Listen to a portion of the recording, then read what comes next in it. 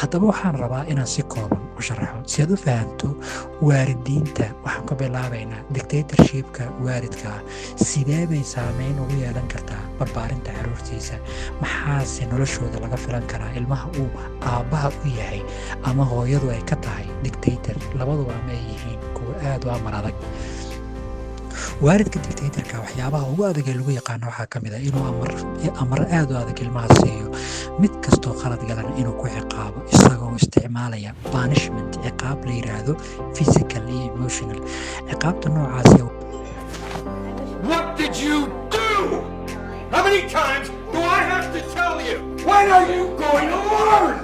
waa ilmihii in la garaaco iyo in lagu qayliyo. garaaca iyo ilmaha in la dilo marar badani waxay dhaawacdaa, jir ahaanna way u dhaawacdaa, dareen ahaanna way u dhaawacdaa. waalidka noocaana waxaa lagu yaqaanaa in wax walba uu doonayo uu xoog ku meel mariyo. gabadha inuu iyadoo yar xoog ninagu guuriyo, waxbarashada ilmaha inuu ku dilo oo uu nacsiiyo, amar hadday ka diidaan inuu dilo, waxdan isagoon ka gelin dareenkooda iyo stresska.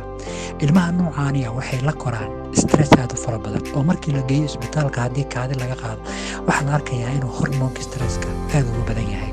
ilmaha noocaani waxay lumiyaan awooddii iyo caqligii iyo si sax inay u fikiraan. sidaa darteed marar fara badan waxay qaataan go'aano riski ah, khatar fara badanna gelin kara mustaqbalkooda iyo kan ummadda.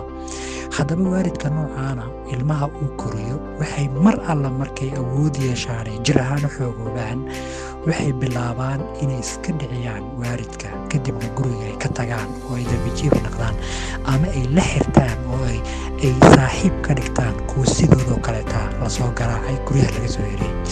mararka qaar waxaa laga yaabaa inay dembiyo galaan oo markay guriga ka cararaan bannaanka tagaan oo ay weynaadaan iyagoo dad waaweyn guri